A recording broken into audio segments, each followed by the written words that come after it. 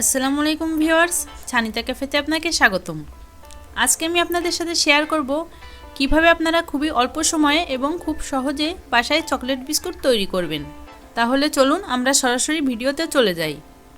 আপনি স্ক্রিনের উপর প্রয়োজনীয় উপকরণের লিস্ট দেখতে পাচ্ছেন, প্রয়োজনে এটা নোট করে নিতে পারেন। আমি একটা ডিম দিয়ে বিস্কুট তৈরি করব। আমি একটা বাটি নিয়ে নিয়েছি, এখানে আমি একটা ডিম ভেঙে নিচ্ছি। এখানে আমি 1/4 কাপ চিনি নিয়ে নিচ্ছি।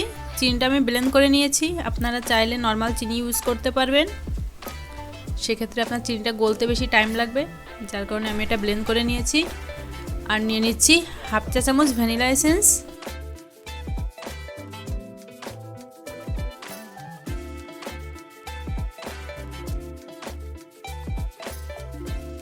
আর 1/4 কাপ সয়াবিন তেল। এবার এগুলো ভালোভাবে মিক্স করে নিব। আমি একটা মিক্সার দিয়ে এটাকে অনেকক্ষণ ধরে মিক্স করে নিচ্ছি, যাতে চিনিটা খুব ভালোভাবে গলে যায়। আমি একটা হ্যান্ড উইক্সের সাহায্যে এটাকে ভালোভাবে মিশিয়ে নিচ্ছি। 5 থেকে 10 মিনিট মতন এটাকে মিশালেই হয়ে যাবে। আর বাসায় আপনার হ্যান্ড উইক্স না থাকলে আপনি একটা পানির বোতলের ভিতরে ভরে এটাকে মিশিয়ে নিতে পারেন।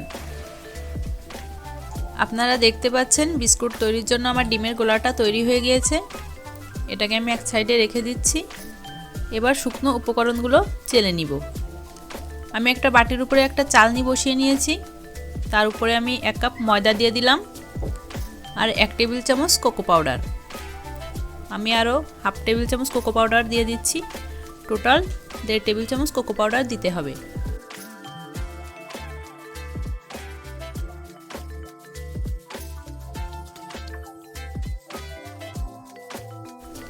আর 1/2 চা চামচ বেকিং পাউডার। শুকনো উপকরণগুলো আমি একসাথে সবগুলো চেলে নিচ্ছি। এটা সুন্দর করে চেলে নিতে হবে যেন কোনো দানা না থাকে।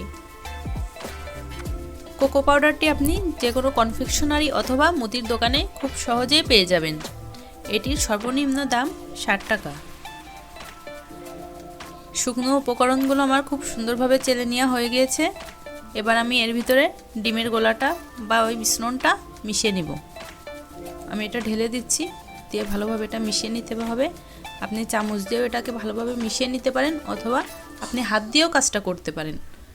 আপনি যেভাবেই হোক ওটা ভালোভাবে মিশিয়ে একটা সুন্দর ডো তৈরি করে নেবেন।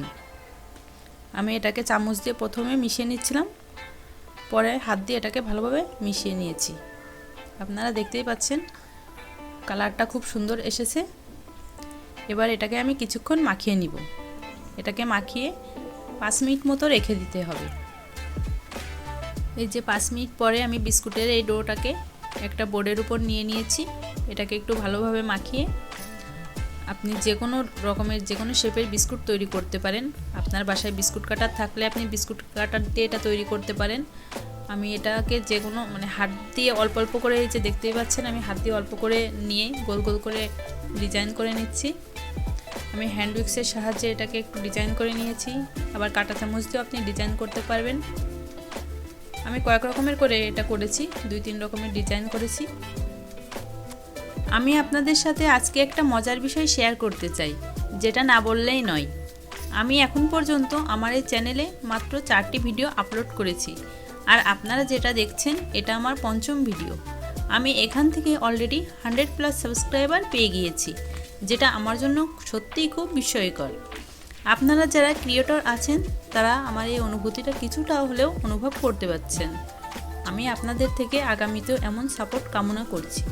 বিনিময়ে আমি সর্বদা চেষ্টা করব আপনাদের কাছে সর্বোত্তম কন্টেন্টটি উপস্থাপন করতে। তাহলে এখন আর বেশি কথা না বাড়িয়ে চলুন বিস্কুটে ফিরে যাই। আপনারা দেখতেই পাচ্ছেন আমার বিস্কুটগুলো সব রেডি হয়ে গিয়েছে। এটা আমি এখন বেক করার জন্য একটা ওভেনের ট্রেতে বসিয়ে দিব। এটা আমি ওভেনে বেক করব, যার জন্য ওভেনের ট্রে নিয়ে নিয়েছি। এটার মাপে আমি একটা পত্রিকার কাগজ কেটে নিয়েছি। এটাতে আমি এখন তেল ব্রাশ করে নিব, নিয়ে বিস্কুটগুলো সব বসিয়ে দিব। আপনারা পত্রিকার কাগজের বদলে সাদা কাগজ ইউজ করতে পারেন, সেটাই ভালো হয়। আমি কোথাও এক জায়গায় পড়েছি পত্রিকার কাগজের কালিতে শরীরে অনেক ক্ষতি হয়, যার কারণে ওটা না দেওয়াই ভালো। আমি যখন বিস্কুট তৈরি করছিলাম তখন এটা আমি ভুলে গিয়েছিলাম, যার কারণে আমি ওইখানে পত্রিকার কাগজটা দিয়ে ফেলেছি। আপনারা অবশ্যই সাদা কাগজটা ইউজ করার চেষ্টা করবেন। আপনারা দেখতেই পাচ্ছেন আমার বিস্কুটগুলো সব ট্রেতে সাজানো হয়ে গিয়েছে।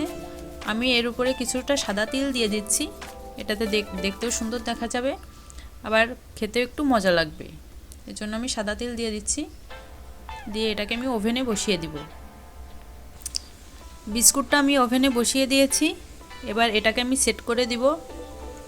এটা উপর নিচ দুই দিকেই হিট হবে, সেইভাবে আমি এটাকে সেট করে দিচ্ছি। আর এটাকে আমি ফার্স্টে 25 মিনিট দিয়েছি, পরে আর 10 মিনিট দিয়েছিলাম। আমি টোটাল এটাকে 35 মিনিটে বেক করেছি।